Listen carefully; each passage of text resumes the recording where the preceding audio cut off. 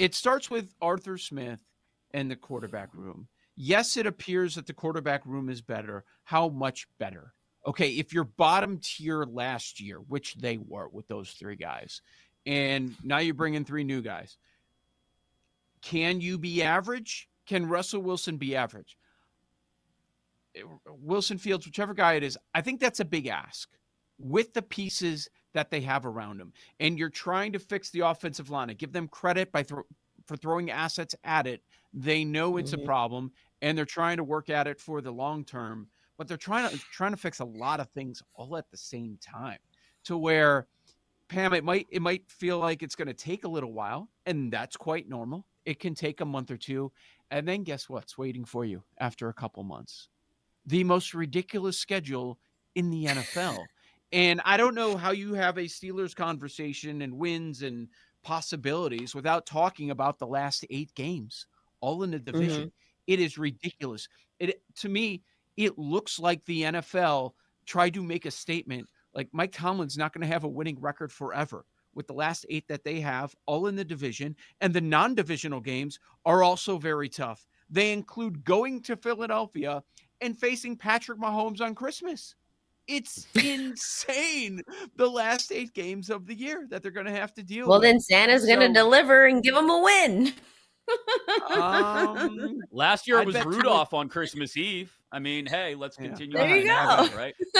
right? I think 2 and 6. the 2 and 6 the last 2 8. and That's what 6 I'm in the looking last at. 8. Yeah, Yeah. and I think you're right. They have to get to the bye week. And the bye week for the Steelers this year, Pam, is right smack in the middle of the Late. schedule. It's week Yeah. 10, or That's excuse the me, week 8. 9, pardon me. So they've got 8 games in front of the bye, 9 games after the bye. There's that stretch of 8 that Joe just mentioned that's absolutely brutal with all 6 division games, the trip to Philly and Kansas City on a short week at home on Christmas Day. Those all follow a trip to Washington right after the bye, week 11. That should be a win. But again, we talk about the bye in week 9 and what leads up to it. And Vaughn alluded to this earlier, but Joe makes a good point.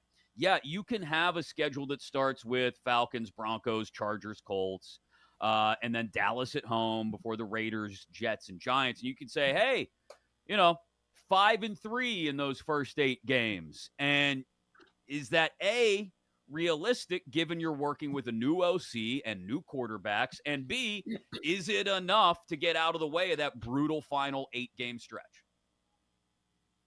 I think I'm gonna. All right, it's July 2nd. Here we are. The NFL doesn't start for what, another like 60-ish days. And Mm-hmm. so maybe I'm getting a little bit too excited, but I'm gonna put myself out there already and say that I'm gonna probably be higher on Russell Wilson than most. I'm a Okay. believer in his floor.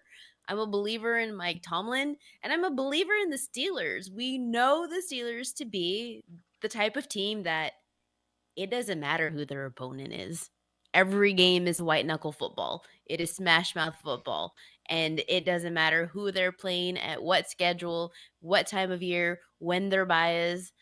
I like the Steelers to still be undervalued. I have belief in Wilson. I have belief in Fields in case anything happens to Wilson because you have Mike Tomlin as your coach. And is Russell Wilson even that bad that as we see? Like the eye test says that he's not as sharp and as accurate as he used to be in his past. But still in the 2023 season, Wilson was the fifth lowest rate of incompletions due to inaccurate passes. He still has it. And now he's getting a better coach, a coach that actually wants him.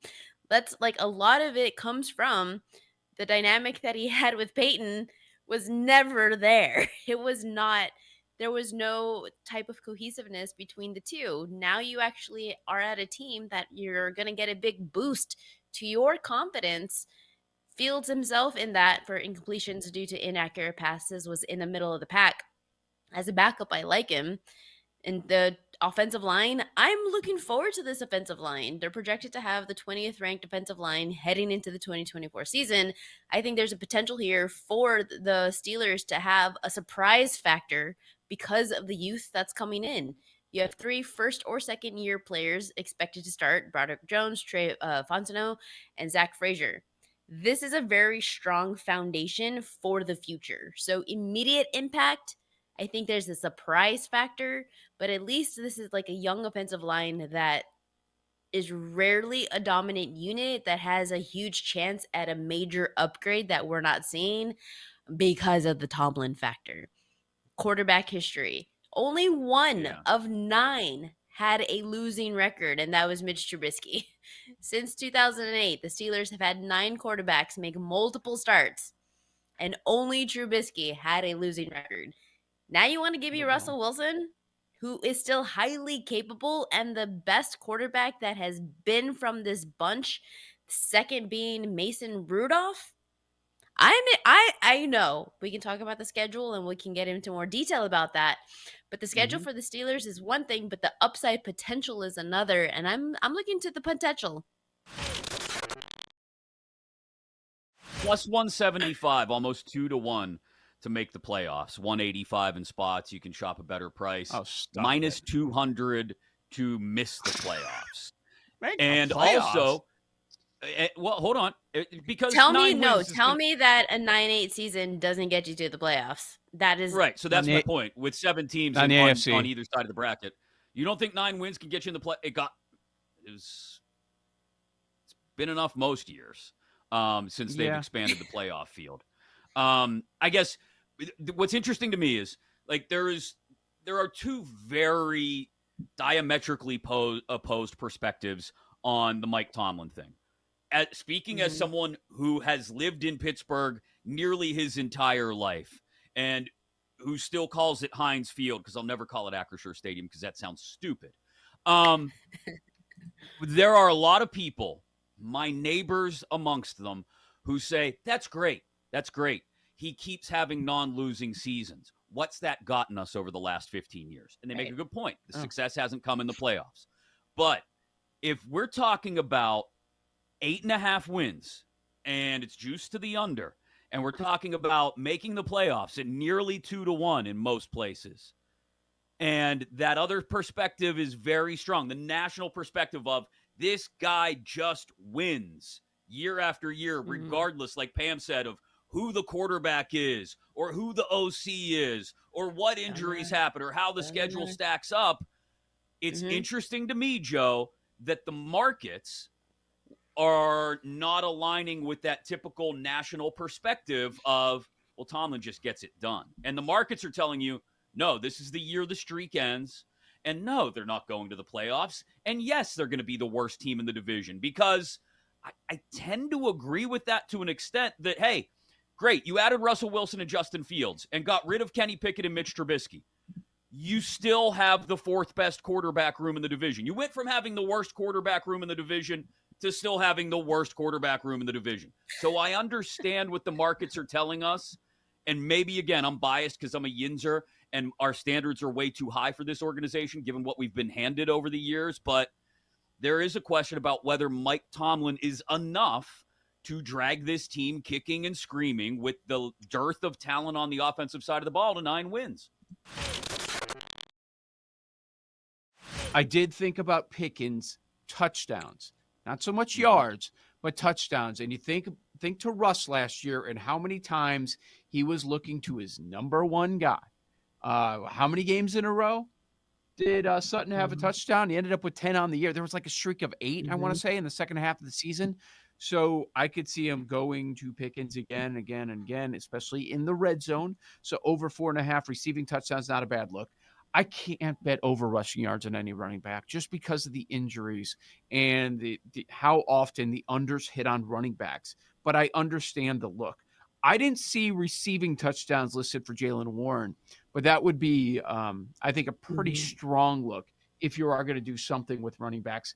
Arthur Smith and Bijan and how much he was involved in the passing game last year. Everybody was saying, why aren't they using Warren more? And then they would bring him in for the passing game a little bit. I think we're going to see even more of that. So if you want to look at receiving yards, receiving touchdowns for Jaylen Warren, certainly has my attention there. I didn't see anything posted on Russ or Fields, which is pretty interesting. Yeah. Okay. So no sports books are willing to put a number on Russ or Fields. Maybe they're waiting until it seems quite obvious that it's going to be Russ at the start of the year, and it's not a short leash situation where a lot of bettors would just take the under if Russ is going to start the entire season. But nothing out there at the moment. But I was looking at picking touchdowns and then war numbers through the air. The ceiling's absolutely 10 games, like 10 wins. I can't see them going anything over that. As far as odds, too, when you look at, because I try to come on here and think of long shot odds I could give out for the Steelers, and it's very hard. There's some teams that, you struggle to find any value as far as long term, and the Steelers are one of those teams, like over 8.5 wins at plus 135. Absolutely, you could buy into that because that's another winning season, but going over 10.5 wins for plus 400 or more, it doesn't seem like something that's very likely for them. And when you look at their schedule, it looks like something that they could start out and dominate. They could be a hot football team and everyone thinks they're a Super Bowl contender, but there's some tough teams on that schedule still. They go to the Falcons. I still like the Steelers in that game. At the Broncos, you get Russell Wilson's little revenge game. Hopefully he can come out and play well. And you got the Chargers, Colts, Cowboys, and Raiders. 4 teams that you could beat. The Steelers always play up, but they'll find a way to slip up in some of those games. Like they could beat the Colts and Cowboys, but they'll probably lose to the Chargers and Raiders, That's how the Steelers work. And then the Jets and Giants at home. So you look at that schedule and you're like, oh, the Steelers could go 6-2 in that. But realistically, that's like 4 wins right there. 4-4 or 5-3 at the best. So the Steelers always find themselves playing down to teams, and they always find themselves on upset alert when they come in those positions. So I see a lot of upset potential in those first 8 weeks leading up to the bye week, but I see some games they could win. And as far as, trying to find value on this team as when you're trying to bet them, you could also bet the exact wins too. And I think, 9 wins at plus 425 or 10 wins at plus 7-1. That's probably the ceiling of this team.